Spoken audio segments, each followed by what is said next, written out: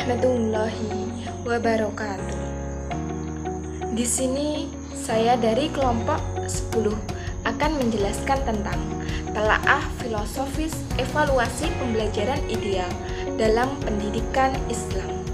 Evaluasi merupakan salah satu alat untuk mengukur target keberhasilan yang dicapai dalam suatu pendidikan. Dalam Al-Quran, banyak sekali kata yang mengulang istilah yang berkaitan dengan evaluasi, seperti al-bala yang berarti cobaan, al-qada yang berarti putusan, al-hisab yang berarti menghitung. Dalam ajaran Islam, penilaian yang menyeluruh dimaksudkan juga sebagai penilaian pada segi ucapan, perbuatan, dan hati sanubari yang dikenal dengan istilah qauliyah dan qalbiyah. Hal itu sesuai dengan ayat Al-Quran yang memerintahkan kita untuk mempelajari, memahami, serta mengamalkan Islam secara menyeluruh. Hadis Nabi yang berbunyi, hasibu qabla an tuhasabu, yang artinya evaluasilah dirimu sebelum engkau dievaluasi. Bahwasanya setiap manusia akan dihisab sesuai dengan amal perbuatannya, baik dari kebaikan maupun dengan kejelekannya, walaupun sebesar zarah pun. Dalam bidang pendidikan, ditinjau dari sasarannya, evaluasi ada yang bersifat makro dan ada yang bersifat mikro. Evaluasi yang bersifat makro sasarannya adalah program pendidikan, yaitu program yang direncanakan untuk memperbaiki bidang pendidikan. Sedangkan evaluasi mikro sering digunakan di tingkat kelas, khususnya untuk mengetahui pencapaian belajar peserta didik.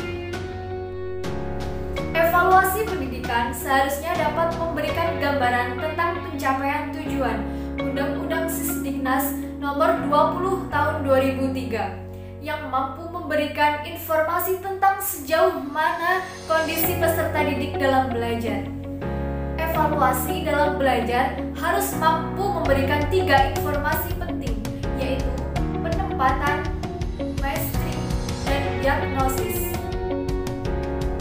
Yang pertama ada penempatan. Apa itu penempatan?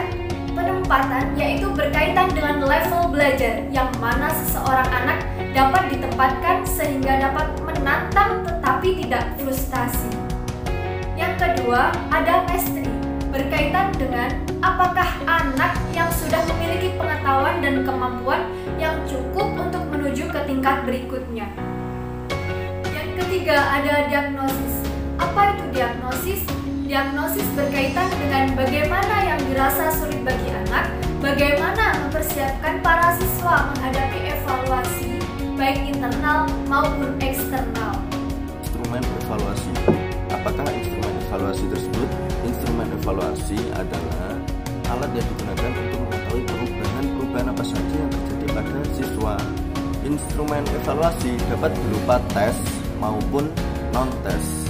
Evaluasi yang berupa tes adalah suatu alat atau prosedur yang digunakan untuk mendapatkan data dari siswa secara sistematis dan objektif dengan cepat dan tepat. Yang selanjutnya adalah evaluasi non-tes.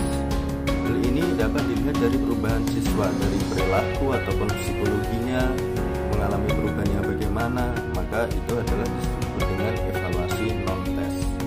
Guru sebagai evaluator dapat menggunakan instrumen non-tes ini sebagai acuan pertimbangan pemberian nilai pada siswa tersebut. Karena jika data yang dikumpulkan hanya tes ataupun hanya non-tes saja, maka data tersebut tidak akan cukup atau tidak akan lengkap. Maka kita harus mengumpulkan kedua data, baik itu dari data tes ataupun dari data non-tes. Maka data tersebut akan semakin lengkap dan memberikan penilaian yang terbaik bagi siswa tersebut.